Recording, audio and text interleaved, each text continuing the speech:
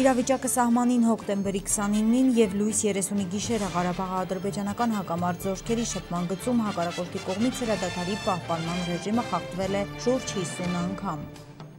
Պարագվայի սենատում ընդունվել է հայոց ցեղասպանությունը ճանաչող և դատապարտող բանաձև, բանաձևն ընդունվել է միաձայն։ Անհամաձայնություններ դատարանի դահլիճում շարունակվել է Հարություն Գրիգորյանի սպանության գործով հարուցված քրեական գործի քննությունը։ Սիրիայի Քոբանի քաղաքի մոտ Իսլամական պետություն խմբավորումը Եփրատից արևմուտք վերահսկում է մի շարք գյուղեր, այնտեղից ծանր զինատեսակներից գնդակոծվում ու հրետակոծվում են գետից արևելք ընկած բնակավայրերը։ Բաշկիրայի Սալավաթ քաղաքում 7 հայ ընկերների վրա կրակողներին ֆիքսել է անվտանգության տեսախցիկ։ Live News-ը հրապարակել է տեսախցիկներից մեկի արձանագրած կադրերը։ Ես երազում էի միշտ ապրել Շիրակում, հորս տանը, մորս մոտ և երգել իմ Շիրակը և նրան իմաստավորող ժողովրդին։ Լրացավ երգի ու վերքի մեծ բանաստեղծ Ավետիք Իսահակյանի 140-ամյակը։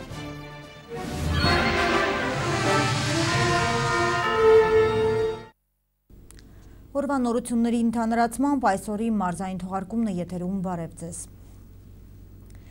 Հոկտեմբերի 29-ին և լույս 30-ի գիշերը Ղարաբաղ-ադրբեջանական հակամարտ զորքերի շփման գծում հակառակորդի կողմից հրադադարի պահպանման ռեժիմը խախտվել է շուրջ 50 անգամ, որի ընթացքում տարբեր տրամաչափի հրաձգային զինատեսակներից, ինչպես նաև 60 մմ ականանետերից հայ դիրքապահների ուղղությամբ արձակվել է ավելի քան 1000 կրակոց։ Այս մասին հայտնում են Պաշտպանության բանակի մամլոյցարայությունից։ Պաշտպանության բանակի առաջապահ զորամասերը շարունակում են վստահորեն իրականացնել մարտական հերթապահություն, խիստ անհրաժեշտության դեպքում դիմելով նաև պատասխան գործողությունների։ Շարունակում ենք թողարկումը աշխատանքային այցով Վրաստանում գտնվող նախագահ Սերժ Սարգսյանն այսօր Թբիլիսիում հանդիպում է ունեցել Վրաստանի նախագահ Գեորգի Մարգվելաշվիլիի հետ։ Երկու երկրների ղեկավարները քննարկել են բարձր մակարդակի հայ-վրացական հարաբերությունների օրակարգը, նախանշել այն առաջ մղելու նոր հեռանկարները, անդրադարձել քաղաքական, տնտեսական, հումանիտար և այլ ոլորտներին փոխգործակցության զարգացմանն ուղղված ընթացիկ ծրագրերին։ Նախագահներ Սարգսյանը, Մարգվելաշվիլին երկկողմ և բազմակողմ ձևաչափերով փոխշահավետ նախագծերի իրականացման համար կարևորել են ինտեգրացիոն տարբեր գործընթացների շրջանակներում Հայաստանի և Վրաստանի շարունակական համագործակցությունը։ Երկու երկրների ղեկավարները մտքեր են փոխանակել նաև տարածաշրջանային խնդիրների ու մարտահրավերների շուրջ, ընդգծելով տարածաշրջանի կայուն, խաղաղ և անվտանգ զարգացման կարևորությունն ու այդ ուղղությամբ ևս համագործակցությունը։ Սերժ Սարգսյանը և Գեորգի Մարգվելաշվիլին հանդիպման արդյունքներն ամփոփել են զանգվածային լրատվամիջոցների առջև համատեղ հայտարարություններով։ Նախագահ Սարգսյանն իր խոսքում ընդգծել է, որ վերջին տարիներին հայ-վրացական հարաբերությունները դինամիկ զարգացում են ապրել և թևակոխել են որակական նոր փուլ։ Նախագահ Սերժ Սարգսյանն այսօր Թբիլիսիում հանդիպում է ունեցել Վրաստանի խորհրդարանի նախագահ Դավիթ Ուսուպաշվիլիի հետ։ Զրուցակիցները երկուստեք կարևորել են վերջին տարիներին պարբերական բնույթ ստացած բարձրաստիճան հանդիպումները, որոնք Հայաստանի Հանրապետության նախագահի և Վրաստանի խորհրդարանի նախագահի համոզմամբ նոր շունչ են հաղորդում երկկողմ հարաբերություններին, հնարավորություն տալով քննարկել հայ-վրացական համակողմանի օրակարգի արդիական հարցերը։ Դավիթ Ուսուպաշվիլին հույս է հայտնել, որ Սերժ Սարգսյանի այցը ևս մեկ առաջընթաց քայլ կդառնա երկու երկրների բարեկամության ամրապնդման գործում։ Նախագահ Սերժ Սարգսյանն ընդգծել է խորհրդարանականների դերը պատմական ամուր հիմքի վրա կառուցված հայ-վրացական եղբայրական և բարիդրացիական հարաբերությունների ամրապնդման գործում, նշելով, որ միջպետական հարաբերությունների օրակարգում միջխորհրդարանական կապերը վաղուց իրենց հաստատուն տեղն ունեն, ինչի մասին է վկայում երկու երկրների խորհրդարաններում համագործակցության միջխորհրդարանական հանձնաժողովների առկայությունը։ Զրուցակիցները համակարծիք են եղել, որ Հայաստանի և Վրաստանի զարգացումը, երկու բարեկամ ժողովուրդների բարեկեցությունը մեծապես պայմանավորված են հայ-վրացական սերտ համագործակցությամբ և հարաբերությունների ամրապնդմամբ։ Սերժ Սարգսյանը և Դավիթ Ուսուպաշվիլին կարևորել են բոլոր ոլորտներում քաղաքական, տնտեսական, հումանիտար և այլ փոխգործակցության զարգացումը։ Հանրապետության նախագահը շնորհակալություն է հայտնել ապրիլի 24-ին հայոց ցեղասպանության 100-րդ տարելիցի կապակցությամբ Երևանում տեղի ունեցած ցեղասպանության զոհերի հիշատակի ոգեկոչման միջոցառումներին Վրաստանի խորհրդարանի փոխխոսնակի մասնակցության համար։ Անդրադարձ է եղել նաև տարածաշրջանի խնդիրներին ու մարտահրավերներին։ Նախագահ Սերժ Սարգսյանը կարևորել է Վրաստանի դերը տարածաշրջանի անվտանգության ու կայունության պահպանման գործում։ ԱՊՀ անդամ պետությունների կառավարությունների ղեկավարների խորհրդի նիստի շրջանակներում Հայաստանի Հանրապետության վարչապետ Հովիկ Աբրահամյանը Դուշանբեում հանդիպել է Տաջիկստանի վարչապետ Կոհիր Ռասուլզոդայի հետ։ Այս մասին հայտնում են կառավարության հասարակայնության հետ կապերի վարչությունից։ Հանդիպան ընթացքում երկու երկրների վարչապետները քննարկել են փոխադարձ հետաքրքրություն ներկայացնող մի շարք հարցեր։ Զրուցակիցները կարևորել են տնտեսական, հումանիտար եւ այլ ոլորտներում, ինչպես նաեւ միջազգային կազմակերպությունների շրջանակներում համագործակցության խորացումը։ Առևտրատնտեսական կապերի զարգացման առումով կողմերն անհրաժեշտ են համարել միջկառավարական հանձնաժողովի գործունեության ակտիվացումը, գործնական քայլերի իրականացումը, ինչը կնպաստի նաև առևտրաշրջանառության ծավալների աճին։ Հայաստանի եւ Տաջիկստանի կառավարությունների ղեկավարները կարևոր են համարել ընդլայնել ու խորացնել փոխգործակցությունն ինչպես երկկողմ, այնպես էլ բազմակողմ ձևաչափերում։ Պարագվայի սենատում ընդունվել է հայոց ցեղասպանությունը ճանաչող եւ դատապարտող բանաձև։ Բանաձևն ընդունվել է միաձայն, այս մասին հայտնում է aspares.com կայքը, հղում անելով Հարավային Ամերիկայի հայ դատի հանձնախմբին։ Արտգործնախարար Էդվարդ Նալբանդյանը հանդես է եկել հայտարարությամբ, մեջբերում է. Պարագվայի սենատի կողմից հայոց ցեղասպանության ճանաչման վերաբերյալ Հայաստանը ողջունում է Պարագվայի սենատի կողմից հայոց ցեղասպանության ճանաչումը։ Հայոց ցեղասպանության միջազգային ճանաչման շարունակական ընդլայնումը վկայում է, որ մարդկության դեմ իրականացված հանցագործությունները վաղեմության ժամկետ չունեն եւ հայոց ցեղասպանությունից նույնիսկ 100 տարի անց մարդկությունը շարունակում է ճանաչել եւ դատապարտել այդ ոճրագործությունը։ Այս քայլով Պարագվայի սենատը կարևոր ներդրում կատարեց ցեղասպանությունների եւ մարդկության դեմ հանցագործությունների կանխարգելման միջազգային ջանքերում, ասված է Էդվարդ Նալբանդյանի հայտարարությունում։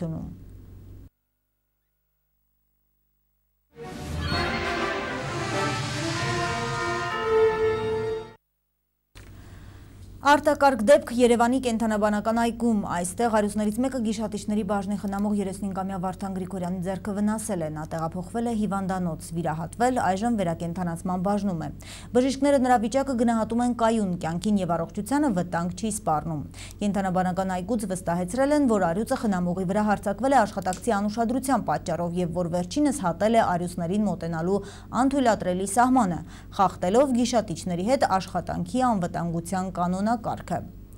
Վարդան Գրիգորյանը վիրահատվել է, առողջական վիճակը գնահատվում է կայուն։ Այս ճաղավանդակներին մոտ էր, սրան ներսում է, նեյտրալ տարածքում էր, մարգարման աշխատանքներ կատարելուց ուղղակի դիստանցիան խախտել էր, ձեռքը շատ էր մոտեցրել, հագուստից բռնել էր առյուծը։ Շատ հաճախ կենդանի խնամողներին թվում է, թե երկար տարիներ աշխատելով կենդանիների հետ հատուկ կապ է ստեղծվում իրենց եւ այդ կենդանիների միջև եւ զգոնությունը կորցնում են ցավոք սրտի եւ տարվա կտրվածքով հարյուրավոր նման դեպքեր են լինում, փառք Աստծո, որ մեր մոտ այդ դեպքը ուղղակի ավարտվեց ձեռքը վնասելով, ցախ բասկի մկաններն էր պոկած, ինչի կապակցությամբ շտապ վերցվեց վիրահատության, 3-4 ժամ տևեց վիրահատությունը, վիրահատության արդյունքում պարզվեց, որ ոսկորը վնասված չի, բայց մկանային զանգվածը պոկված էր, մաքսիմալ հնարավորի սահմաններում վերականգնվեց մկանների ամբողջությունը, կատարվեց վիրաբուժական մշակում եւ հիվանդը տեղափոխվեց վերակենդանացման բաժանմունք։ Ներկա դեպությամբ հիվանդի վիճակը գնահատվում է ծանր, բայց կայուն, հիվանդը գիտակից է, adekvat։ 3 օրը վրաերթաշատ է եղել Երևանում, Լենինգրադյանում օպելի տակ ընկած քաղաքացին տեղում մահացել է, Սարյան փողոցում մեկ այլ օպելի տակ ընկած քաղաքացին բարեբախտաբար ողջ է մնացել։ Երկու դեպքում էլ վարորդները փախուստի չեն դիմել, իսկ մի քանի օր առաջ վրաերթի ենթարկված 38-ամյա տղամարդու կյանքը, որը մի քանի օր է հիվանդանոցում էր, փրկել չի հաջողվել։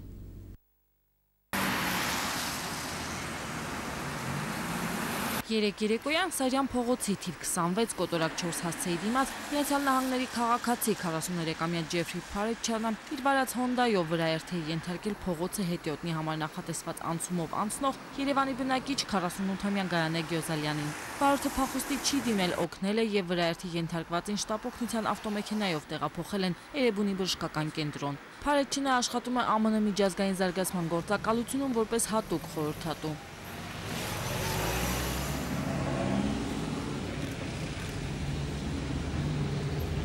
Երեկ երեկոյան եւս մեկ վրաերթ է տեղ ունեցել այս անգամ մահվան ելքով։ Լենինգրադյան փողոցի թիվ 4 կոտորակ 2 հասցեի դիմաց Երևանի բնակիչ 24-ամյա Գարիկ Վարոսյանը օփելով վրաերթի է ենթարկել Երևան քաղաքի Հալաբյան փողոցի բնակիչ 67-ամյա Արթուր Բաբախանյանին։ Վարորդը փախուստի չի դիմել, փորձել է օգնություն ցուցաբերել, սակայն վրաերթի ենթարկվածը տեղում մահացել է։ Օփելի վարորդը աշխատում է ոստիկանության հրեշտակների հատուկ գումարտակում, կոչումով ոստիկանության ենթասպա է։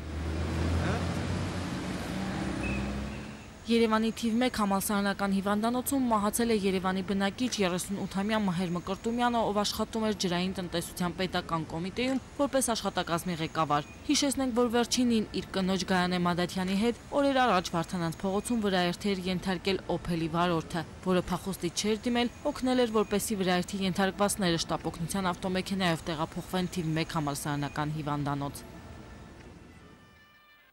Երևանից դեպի Էջմիածին եւ Արմավիր տանող ճանապարհահատվածում կամրջի տակ տեղակայված հսկայական փոսը այսօր արդեն փակվում է։ Խնդիրը լուծում է գտել այսօր լրատվականի անդրադարձից միայն 1 օր անց։ Հիշեցնենք, որ փոսը խանգարում էր երթևեկությանը, մեքենաները կոտրում էին անվահեծանները։ Վարորդները լիահույս են, որ խնդիրը այլևս անցյալում է։ Աննա Գրիգորյան, Գագիկ Շամշյան, Կարեն Թադևոսյան, այսօր։ Հոկտեմբերի 30-ին Շիրակի մարզի ընդհանուր իրավասության առաջին ատյանի դատարանում շարունակվել է Գյումրու բնակիչ Հարություն Գրիգորյանի սպանության դեպքով հարուցված քրեական գործի քննությունը։ Մեղադրական եզրակացության համառոտ բովանդակության համաձայն Արման Կատունյանին մեղադրանք է առաջադրվել այն բանի համար, որ նա իր կնոջ Ջեմա Խաչատրյանի եւ հարևանությամբ բնակվող Հարություն Գրիգորյանի միջև արտամուսնական հարաբերությունները Հարություն Գրիգորյանի պահանջով պարզելու նպատակով 2014 թվականի հուլիսի 24-ին ժամը 11-ի սահմաններում իր անձնական օգտագործման Opel Vectra մակնիշի ավտոմեքենայով կնոջ հետ գնացել է Շիրակի մարզի Գետք համայնքի վերջնամաս Գյումրի Արմավիր ավտոճանապարհի աջակողմյան հատվածում գտնվող կիսական շինության մոտ, որտեղ հանդիպել է Գրիգորյանին եւ վերջինիս կողմից ամիսներ շարունակ պարբերաբար դրսևորած հակաբարոյական վարքագծի կապակցությամբ առաջեկած երկարատև հոգեճնշող իրավիճակի հետևանքով հանկարծակի առաջացած հոգեկան խիստ հուզմունքի վիճակում ապօրինի կերպով ձեռք բերած ռազմամթերք հանդիսացող փամփուշտներով լիցքավորված ճանակով 7 անգամ կրակել է Հարություն Գրիգորյանի վրա եւ սպանել նրան։ Նախորդ դատական նիստում որոշում էր կայացվել եւս մեկ վկայի՝ Աննա Սիմոնյանի հարցաքննության համար թարգմանիչ ներգրավել, քանի որ ըստ վկայի ինքը չի տիրապետում հայերենին ամբողջապես։ Թարգմանիչ Լիլիթ Ադամյանն այսօր ներկայացել էր դատարան, սակայն թարգմանչական գործունեության իրականացման հետ կապված դատարանի դահլիճում խնդիրներ առաջացան։ Մասնավորապես տուժողի իրավահաջորդի շահերի պաշտպան Լիպարիտ Սիմոնյանը նշեց, որ թարգմանիչը չի կարող լիազորագրով դատարանի դահլիճում թարգմանություն կատարել։ Հետևաբար ես կխնդրեի, որպեսզի ներկայացվեր քաղաքացի Լիլիթ Ադամյանի կողմից թարգմանիչ լինելու փաստահավաստող ապացույցները։ Ընդհանրապես ներկայացվել է լիազորագիր, որը չի կարող ինձ համար հավաստի լինել, որ Լիլիթ Ադամյանը հանդիսանում է թարգմանիչ։ Քրեական դատավարության օրենսգիրքը հստակորեն սահմանում է, թե ով կարող է հանդիսանալ թարգմանիչ։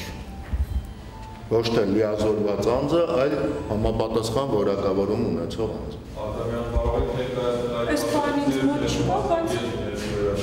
Այս պայմանից մոտ չկա, բայց ես կարող եմ ներկայացնեմ արտադրության նախարարության կողմից լիցենզիա տրված ինձ, որ ես իրավունք ունեմ իրականացնելու։ Այո։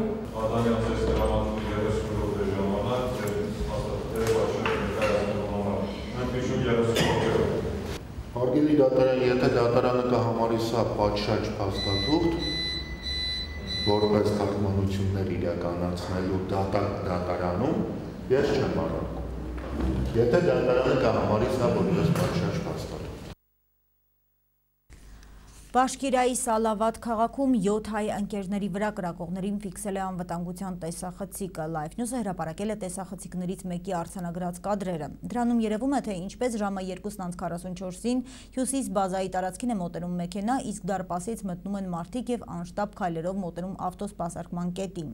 Նրանք մուգ գույնի բաճկոններով ու գլխարկներով են, նրանցից մեկի ձեռքին զենքի նման իր կա։ Նրանք անցնում են տեսախցիկի մոտով եւ 6 րոպե անց դարձյալ հայտնվում տեսախցիկի տեսադաշտում, սակայն այս այս անգամ նրանք վազում են դեպի բազայի ելքը։ Դատելով ժամանակից հարձակումն իրականացնելու համար 5 րոպեից փոքրինչ ավելի է պահանջվել։ Հիշեցնենք, որ 3 բաշկիրայում անհայտ անձինք 7 մարդու են գնդակահարել։ Հարձակման հետևանքով սպանվել է տեղացի գործարար, իսկ նրա ընկերները ծանր վիճակում տեղափոխվել են հիվանդանոց։ Միջադեպի հետևանքով մահացել է ավտոսպասարկման կետի սեփականատեր Ա. Սարգսյանը։ Ավելի ուշ նրա հայրը Համլետ Սարգսյանը հայտարարել է, որ եթե հարձակման պատվիրատուները 24 ժամում չձերբակալվեն, ինքը Որոշիլովյան հրաձիգ կդառնա։ Ռուսաստանի Խաբարովսկի Կորֆովսկի ավանում փլուզվել են շենքերից մեկի մուտքի 3 հարկերը, փլատակներից դուրս է բերվել 5 մարդու դի, այդ թվում 1 երեխայի, 3 հոգի տեղափոխվել են հիվանդանոց, մոտ 40 մարդ թեթև վնասվածքներ են ստացել։ Շենքում բնակվում է 50-ից ավելի մարդ, նախնական վարկածով պայթյունի պատճառը տներից մեկում բաց թողած գազն է եղել։ Թեպետ գազից նման հզորությամբ պայթյուն հազվադեպ է լինում։ Առավել հավանական է թվում պայթուցիկ սարքի տարբերակը։ Գործով 34 մարդ արդեն հարձակումվել է, մանրամասները պարզվում են, շրջանում արտակարգ ռեժիմ է հաստատվել։ Ուկրաինայի Սվատովո քաղաքում զորամասի պահեստում պայթյունից խոշոր հրդեհ է բռնկվել, կա 2 զոհ, 5 զինծառայող վիրավոր է։ Շրջակա պահեստներում եղել է ավելի քան 4000 տոննա զինամթերք, այրվել է 9000 քառակուսի մետր տարածք։ Պայթյունների պատճառով վնասվել են շենքեր։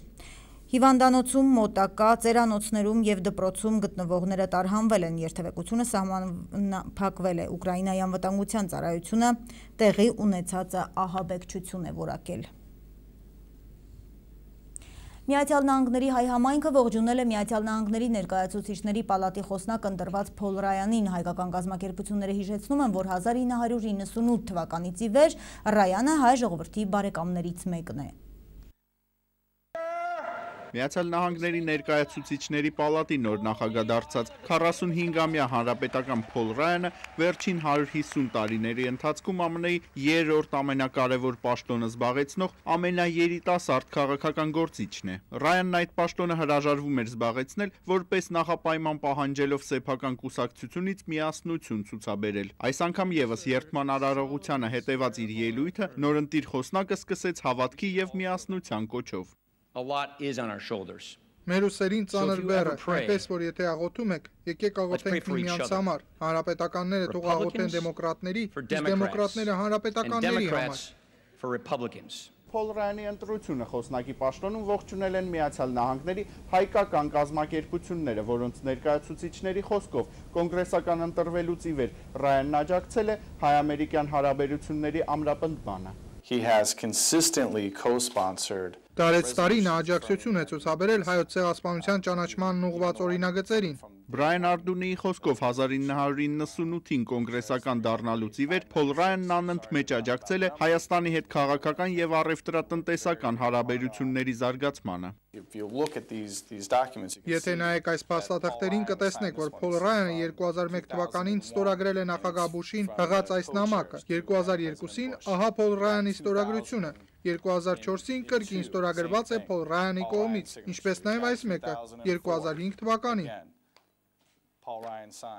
28 տարեկանում ընտրվելով Վիսքոնսինի կոնգրեսական, Փոլ Ռայանը նաև սերտ համագործակցություն է հաստատել տեղի հայ համայնքի հետ եւ այդ կապն անընդհատ շարունակվել է, պատմում է Ամերիկայի Հայ դատի հանձնախմբի ներկայացուցիչը։ 2007-ին, երբ որ Հրանտ Դինք ահաբեկվեցավ Բոլսո մեջ, կոնգրեսական Ռայանը զորակցեցավ Փանացևիմը, որ գտադարբերդեր այդ արարքը։ Եղիսաբեթ Չուլջանի խոսքով Միացյալ Նահանգներում բնակվող հայերը մտադիր են շարունակել արդեն խոսնակ Ռայանի հետ ջերմ հարաբերությունները։ Սիրիայի Քոբանի քաղաքի մոտ իսլամական պետություն խմբավորումը Եփրատից արևմուտք վերահսկում է մի շարք գյուղեր, այնտեղից ծանր զինատեսակներից գնդակոծվում ու հրետակոծվում են գետից արևելք ընկած բնակավայրերը։ Քոբանի գավառի արևմտյան հատվածը արաբական ու քրդական խառը բնակչություն ունի։ Մարդիկ այստեղ ապրում են ծայրահեղականների կողմից հրթիռակոծման մշտական ահի մթնոլորտում։ Տեղական անվտանգության ծառայության աշխատակից Էսմետ Սահինը նկարագրում է դաժան իրողությունները։ Երեք նրանք մեր ուղությամբ մի քանի հրթիռ արձակեցին եւ դրա հոտը մեզ երերուն էր դարձրել։ Գիրիբրե գյուղի բնակիչները չեն կարողանում քնել այդ հոտի պատճառով։ 3 օր առաջ Համադաշան գյուղի բնակիչ է զոհվել ականների հարվածից։ Ըստ բնակիչների մեծ թվով մարդիկ են մահացել։ Մարդիկ վախենում են, որ այդ զենքերը քիմիական կարող են լինել, քանի որ նրանք ահավոր վատ հոտ ունեն եւ փաստացի դժվարացնում են շնչառությունը եւ հեվոց առաջ բերում։ Ամեն օր Դաեշը հրետակոծում է մեզ գետի մյուս կողմից։ 3 օր առաջ ականանետը հարվածել է այդ տանը եւ 2 մարդ վնասել։ Քանի որ այս տարածքները ծայրահեղականների սպառազինության հասանելիության գոտում են, մարդիկ չեն կարողանում իրենց սովորական կյանքով ապրել, ամեն րոպե նոր հարված ակնկալելով։ Տեղացի Հանիֆի Իբոն ասում է, որ ականը իր տան մոտ է ընկել, եւ ըստ նրա դեռ չգիտի, երբ մի նոր հարված կլինի։ Գիշերը չենք կարողանում աչք փակել։ Այս ականանետների պատճառով իմ հարևանի երեխան սպանվեց։ Կարող եմ վստահ ասել, որ օրվա կտրվածքով 7-ից 10 ականանետ կրակում են մեզ վրա։ Մենք ի վիճակի չենք որևէ բան անել։ Նման վիճակը քրդերի շրջանում խիստ ցանկություն է առաջ բերել լրացնել գետի հակառակ կողմում կենտրոնացած իսլամական պետություն խմբավորման կրակակետերը։ Սիրիայի ապագայի հարցն այսօր կրկին քննարկվում է Ավստրիայի մայրաքաղաքում։ Բանակցային սեղանի շուրջ են նստել մի շարք երկրների ներկայացուցիչներ, այդ թվում Իրանի արտաքին գործերի նախարարը։ Այսպիսով Սիրիայի դաշնակից Իրանն առաջին անգամ գերտերությունների հետ կմասնակցի սիրիական ճգնաժամի կարգավորման շուրջ բանակցություններին։ Իրանի արտգործնախարարը Վիեննայի ժամանել 5 եւ հասցրել հանդիպել Ամերիկայի Միացյալ Նահանգների պետքարտուղար Ջոն Քերիի հետ։ Մոհամմադ Ջավադ Զարիֆը նշել է, թե այն երկրները, որոնք փորձում էին լուծել սիրիական ճգնաժամը, եկել են այն հանգման, որ նման հանդիպումներին առանց Իրանի մասնակցության անհնար է հասնել խելամիտ որոշման։ Միացյալ Նահանգների պետքարտուղար Քերին իր հերթին հասցրել է հանդիպել Ռուսաստանի, Սաուդյան Արաբիայի եւ Թուրքիայի արտգործնախարարներին։ Ուղիղ մեկ շաբաթ առաջ նրանք կրկին հանդիպել էին Վիեննայում։ Քարակողմ այդ հանդիպման արդյունքում էլ կայացվել էր ավելի լայն մասշտաբով բանակցություններ վարելու որոշումը։ Վիեննայի հանդիպմանը կմիանան նաեւ Եգիպտոսի, Լիբանանի, Մեծ Բրիտանիայի, Ֆրանսիայի եւ Գերմանիայի արտաքին գործերի նախարարները։ 1612 թվականին, երբ ռուս աշխարհազորայինները Կուզմա Մինինի եւ իշխան Դմիտրի Պոժարսկու գլխավորությամբ Ռուսաստանի մայրաքաղաք Մոսկվան ազատագրեցին, լեհ նվաճողներից եւ մեկ տարի անց Միխայել Ռոմանովի անունով հռչակեցին նոր թագավորության հիմնադրումը, սկիզբ դրվեց ժողովրդական միասնության տոնին։ Գյումրիում Ռուսաստանի Դաշնության հյուպատոսարանում ձևավորված ավանդույթի համաձայն տոնի շրջանակներում միջոցառում է կազմակերպվել բարձրաստիճան զինվորականների, քաղաքագետների, պատմաբանների, մանկավարժների, դասախոսների եւ այլ հյուրերի մասնակցությամբ։ Թեև 2000-ականներից այս տոնը միացվել է նոյեմբերի 7-ի հետ, սակայն պատմական արմատները գալիս են 17-րդ դարից։ Ներկաները կարևորել են օրվա իրական խորհուրդն ու ժողովուրդների միասնության իրական գաղափարախոսությունը։ День народного единства, он берет свое начало от праздника Казанской иконы Божьей Матери. Именно в этот день, День памяти Казанской иконы Божьей Матери, народ, объединившись, совершил освобождение Руси от интервентов, от захватчиков, которые практически уничтожили страну. И очень важно нам понимать, что опасность разобщенного существования народов, она велика и актуальна и в наши дни. Суть этого праздника одна, что российское многонациональное общество должно быть единым, солидарным, патриотичным. Только вот эти понятия дадут возможность всем нам, нынешне живущим, грядущим поколениям, молодежи, самое главное, молодым формациям, ощущать себя полнокровно гражданами Российской Федерации, созидать, творить, продвигать, чтобы Российская Федерация процветала. Բազմաթիվ ազգեր են բնակվում Ռուսաստանում, մոտ 180 ազգ եւ ինքնըստինքյան այս տոնը շատ մեծ կարեւորություն ունի հենց բազմազգ Ռուսաստանի համար։ Պետք է մենք չմոռանանք, որ այսօր աշխարհի ամենամեծ հայկական սփյուռքը գտնվում է հենց Ռուսաստանում։ Տարբեր տվյալներով 2.5-ից մինչև 3 միլիոն հայ է բնակվում Ռուսաստանի Դաշնության տարածքում։ Ավետիք Իսահակյանի քնարը տարիներ շարունակ ուղեկցել է մեզ սիրով եւ ջերմությամբ լցրել մարդկանց հոգիները։ Այս տարի լրացավ վարպետի ծննդյան 140 եւ Գյումրիում Իսահակյանի տուն թանգարանի հիմնադրման 40-ամյակը։ Հոկտեմբերի 30-ն Ավետիք Իսահակյանի ծննդյան օրն է։ Այս առիթով Գյումրիում տեղի են ունեցել մի շարք միջոցառումներ։ Իսահակյանի երկրպագուներն իրենց հարգանքի տուրքն են մատուցել վարպետի հուշարձանի մոտ, ծաղիկներ դրել եւ եւս մեկ անգամ խոնարհվել։ Ավետիք Իսահակյանի տուն թանգարանում օրն առավել քան տոնական է եղել։ Այստեղ հյուրերի համար կազմակերպվել է ջերմ հյուրասիրություն հացի փառատոնի տեսքով։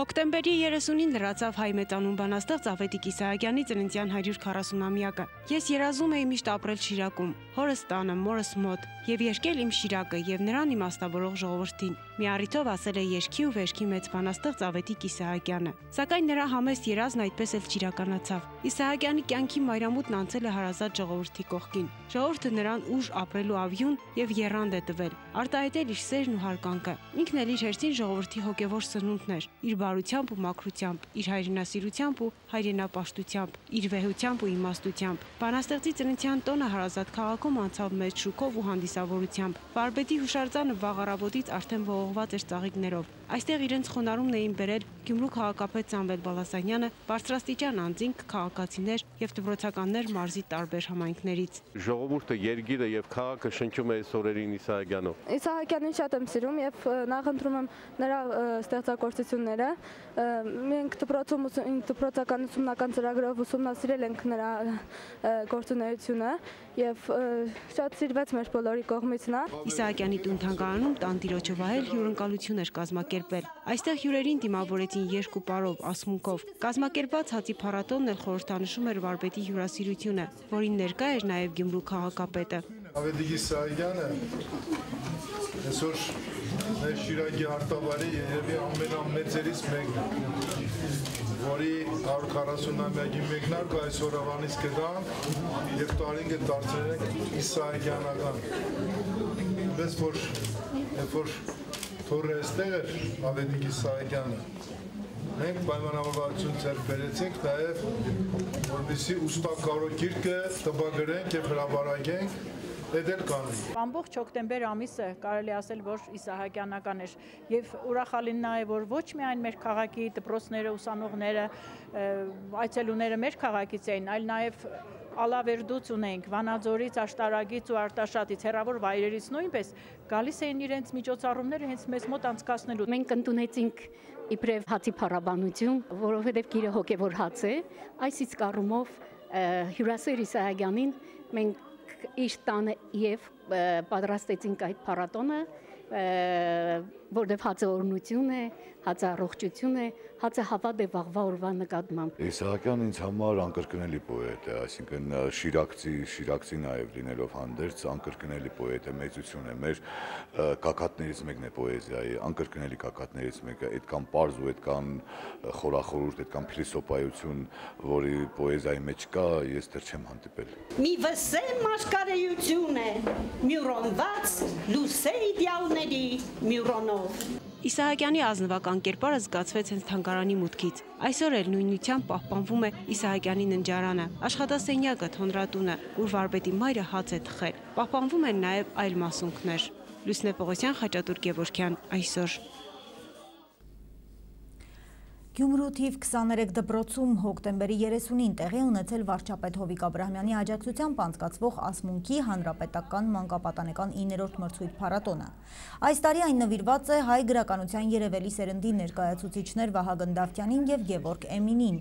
Առաջին փուլի նախնական ընտրությունը կայացել է հոկտեմբերի 7-ից 15-ը Շիրակի մարզի հանրակրթական դպրոցներում։ Նշենք, որ փառատոնին մասնակցելու իրավունք ունեն 11-ից 14 եւ 15-ից 17 տարեկան պատանիները։ Գյումրիում փառատոնի մարզային երկրորդ եզրափակիչ փուլի շուրջ 43 մասնակցից երրորդ եզրափակիչ փուլ անցնելու իրավունք կստանան ամեն տարիքային խմբից լավագույն 3 տեղ գրաված մասնակիցները։ Բոցդ ոսկի է ու բոցդ բոսոր, և բոցից ծայրը նման է այնպես կապույտ թաղծության։ Գյումրին մի քիչ հետնապահ մասում է գտնվում այսօր, որ ես այդքան վստահ էի, որ սա արվեստի քաղաք եմ համարել միշտ իր կորիֆեյներով, թատրոնի դերասաններով, բաներով, եւ հիմա ասմունքը չգիտես ինչի կաղում է բավական Գյումրիում։ Ես այդտեղ նաեւ մեղադրում եմ ուսուցիչներին, որտեղ նրանք վերջին հաշվով լավ գիտեն գրականություն, բանաստեղծություն գիտեն, բայց դրա որակը, որ պետք է իրենք սերմանեն աշակերտի մեջ, երևի չգիտեն, որտեղ ասմունքը բոլորովին ուրիշ բեմական կեցված կա պահանջում, ոչ թե ուղղակի կանգնեն, հուզվեն, արտասվեն եւ այլն, ասմունքը դա չի, ասմունքը հաղորդակից դարձնել հանդիսատեսին, ինչի մասին ես դու խոսում։ Գնահատվում է 1-ից 5 միավորով, 5 գումարած, 5 հանած։ Վերջում ժյուրիի 7 անդամների թվական գումարի բարձր միավորներ հավաքածները 2 տարիքային խմբում է անցկացում 11-ից 14 եւ 15-ից 17։ Ամենաբարձր միավորներ հավաքածները կզբաղեցնեն համապատասխան առաջին, երկրորդ, երրորդ տեղերը։ Քանի որ մենք արդեն այստեղ ես տեսնում եմ ծանոթ դեպքեր, որ մեկ անգամ, երկրորդ անգամ են մասնակցում երասմունքի փառատոնին, կարծում եմ այս անգամ այդ երեխաների համար կլինի որոշիչ եւ նրանք դուրս կգան հանրապետական փուլ։ Մաղթում եմ բոլորիդ հաջողություն։ Հայաստանի շախմատի հավաքականի առաջատար Լևոն Արոնյանը պատասխանել է ռուսական Chess News կայքի ընթերցողների հարցերին, մասնավորապես Արոնյանն անդրադարձել է վերջերս Բաքվում կայացած շախմատի աշխարհի գավաթի խաղարկությանը, որտեղ հայ գրոսմաստերն իր մակարդակից ցածր հանդես եկավ։ Նա նշել է, որ Ադրբեջանի մայրաքաղաքում իրեն հարմարավետ չի զգացել եւ չի կարողացել կառավարել հույզերը։ Խոսելով Իսլանդիայում կայանալիք շախմատի Եվրոպայի թիմային առաջնության մասին, Արոնյանը նշել է, որ Հայաստանի հավաքականը մշտապես պայքարում է առաջին տեղի համար։ Սա մեր թողարկման վերջին լուրն էր, իսկ ես ձեզ հրաժեշտ եմ տալիս մաղթելով ամենայն բարիք ցտեսություն։